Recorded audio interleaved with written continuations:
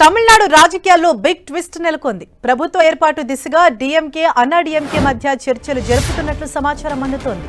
పొత్తు పెట్టుకునేందుకు రెండు పార్టీలు చర్చలు జరిపినట్లు ప్రచారం జరుగుతోంది.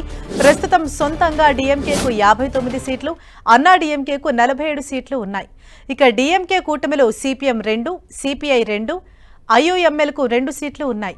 అన్నాడీఎంకే కూటమిలో బీజేపీకి 1 సీటు ఉంది. అది కాకుండా పీఎంకే పార్టీకి 4, మరో పార్టీకి మరో సీటు ఉంది. వీరంతా కలిస్తే మ్యాజిక్ ఫిగర్ దాటేయొచ్చు.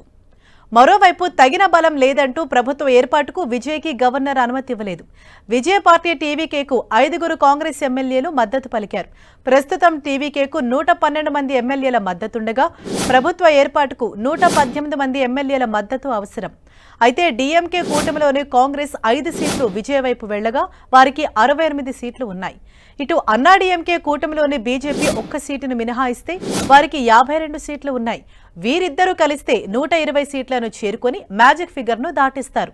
దాంతో ద్రవిడ పార్టీలన్నీ కలిసి కాంగ్రెస్ బీజేపీ రహితంగా జత కట్టాలని నిర్ణయించుకున్నట్లు వార్తలు వస్తున్నాయి. అయితే దీన్ని ఇంకా ఏ పార్టీ ధృవీకరించలేదు.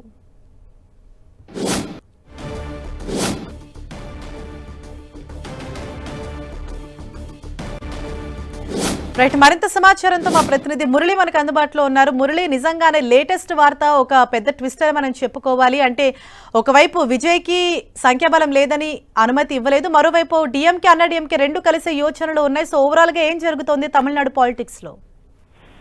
హరీష, అంటే రాజకీయాల్లో ఇలా కూడా జరుగుతుందా అనిపించే అత్యంత అరుదైన సందర్భం ఇది. తమిళనాడు రాజకీయాలంటేనే డిఎంకే, అన్నా డిఎంకే ఒకరి తర్వాత ఒక రాజకీయాన్ని పంచుకుంటుంటారు. ఇద్దరి మధ్య పచ్చ గడ్డి వేస్తే బొగ్గుమంటుంది. వీరి మధ్య దశాబ్దాల వైరం అనేది ఉంది. తమిళనాడు మొత్తానికి కూడా బాగా తెలిసిన విషయం ఇది. అయితే అనూహ్యంగా విజయ్కు చెక్కు పెట్టడం కోసం ఈ 2 పార్టీలు కలవబోతున్నాయి. ఈ 2 పార్టీలు ఏకమై ప్రభుత్వాన్ని ఏర్పాటు చేయబోతున్నాయన్న వార్త ఇవాళ తమిళనాడు అంతా కూడా చక్కెర కొడుతుంది. ఎవరు కూడా ఊహించినప్పటికీ కేవలం ద్రవిడ పార్టీల మనుగడకు ఇబ్బంది కలుగుతుందన్న ఒకే ఒక నినాదంతో ఈ 2 పార్టీలు కలిసే అవకాశం ఉంది. తద్వారా విజయ్కు చెక్ పెట్టాలనే ఒక ప్రచారం అయితే బలంగా జరుగుతుంది. ఇప్పటికే మనకు తెలుసు డిఎంకే పార్టీ 59 సీట్లు, అన్నా డిఎంకేకి 47 సీట్లు ఉంది. వీరి కాకుండా 2 పక్షాల్లో బీజేపీ, కాంగ్రెస్ ను మినహాయిస్తే మిగిలిన చిన్న పార్టీలు అంటే వామపక్ష, మీరు అన్నట్లు వామపక్షాలు కానీ, అట్లాగే పిఎంకే కానీ, ఇంకా ముస్లిం లీగ్ కానీ, ఇంకా అట్లాగే వీకేసీ కానీ, ఈ పార్టీలంతా కలుపుకుంటే ఈ 2 పక్షాలకు మ్యాజిక్ ఫిగర్ దాటడం చాలా సులువే. ఆల్మోస్ట్ 120+ ఉంది.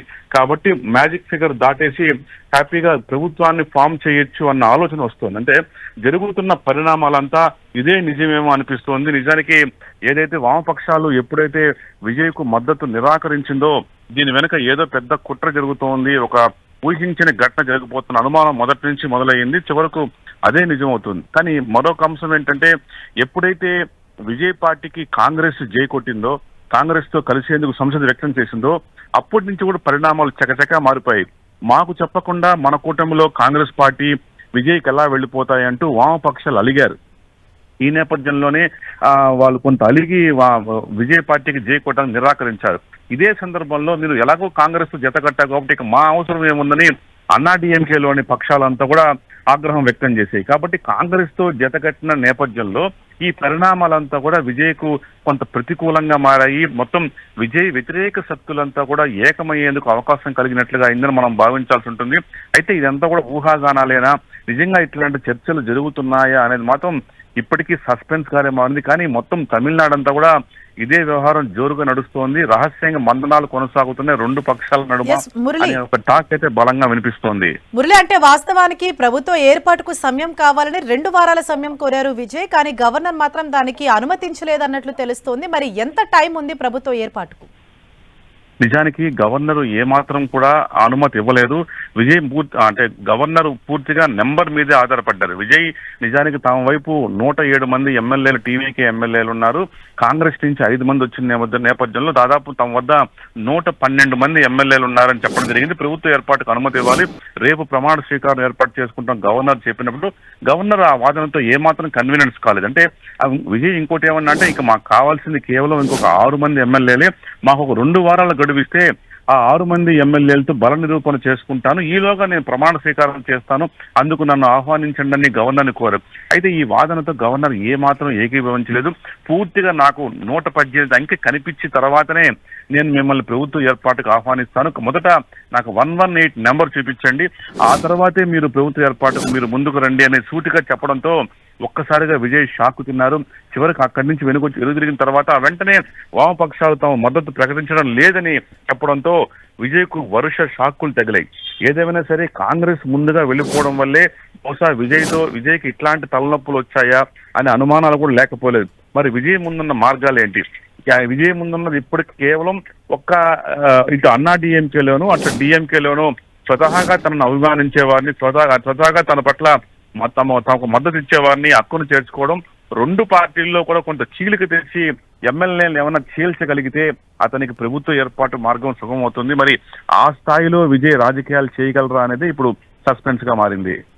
డెఫినెట్లీ మురళి, ఎందుకంటే తమిళ పాలిటిక్స్ అన్నది ఎప్పటికప్పుడు చాలా వేగంగా పరిణామాలు మారుతున్నాయి. బద్ధ శత్రువులుగా ఉన్నటువంటి డిఎంకే అన్నా డిఎంకే ఇప్పుడు జత కడుతున్నాయంటే విజయ్కి చెక్ పెట్టడానికి ఇది డెఫినెట్ గా ఇంత కష్టపడి ఇక్కడ వరకు వచ్చి కూడా ఒకవేళ ఏదైనా జరిగితే విజయ్కు నిరాశ ఎదురుకాక తప్పదని భావించాల్సి వస్తుంది. ఎటువంటి విశ్లేషణలు వినిపిస్తున్నాయి ఓవరాల్ గా?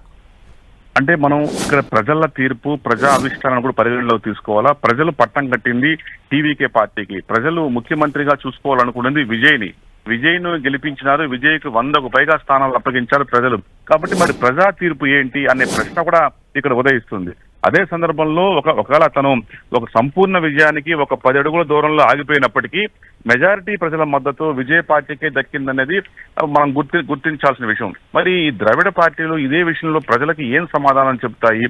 తాము ఓటేసింది మెజారిటీ, ప్రజాస్వామ్యంలో మెజారిటీ సీట్లు దక్కిన వారికే రాజ్యాధికారం దక్కాలి.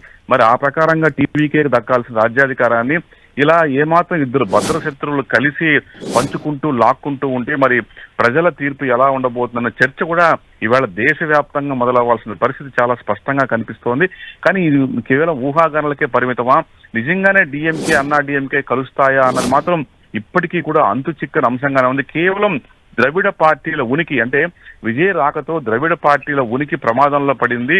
ఏళ్ల తరబడి కాపాడుకుంటూ వస్తున్న ఈ ద్రవిడ సిద్ధాంతం మరుగున పడిపోతుంది.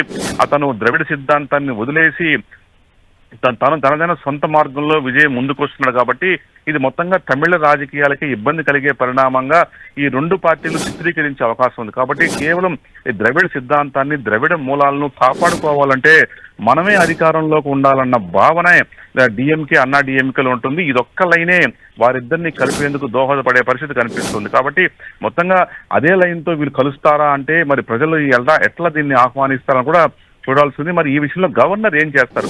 నిజానికి రాజ్యాంగబద్ధంగా తీసుకున్నప్పుడు సీట్ల పరంగా అతిపెద్ద పార్టీని ప్రభుత్వ ఏర్పాటుకు ఆహ్వానించాలి. ఇది చాలా ఏళ్లుగా మన దేశ రాజకీయాల్లో కనిపిస్తున్న సాంప్రదాయం. ఒకవేళ వాళ్ళ మ్యాజిక్ ఫిగర్ కు దగ్గరలో ఆగిపోయినా కూడా వారికి గడువు ఇవ్వాల్సి ఉంటుంది. అలా కాకుండా ఈ 2 పార్టీలను ప్రభుత్వ ఏర్పాటుకు ఆహ్వానిస్తే ఒక రకంగా అది రాజ్యాంగ సంక్షోభానికి కూడా దారితీసే పరిస్థితులు కనిపిస్తున్నాయి. Thank you Murali.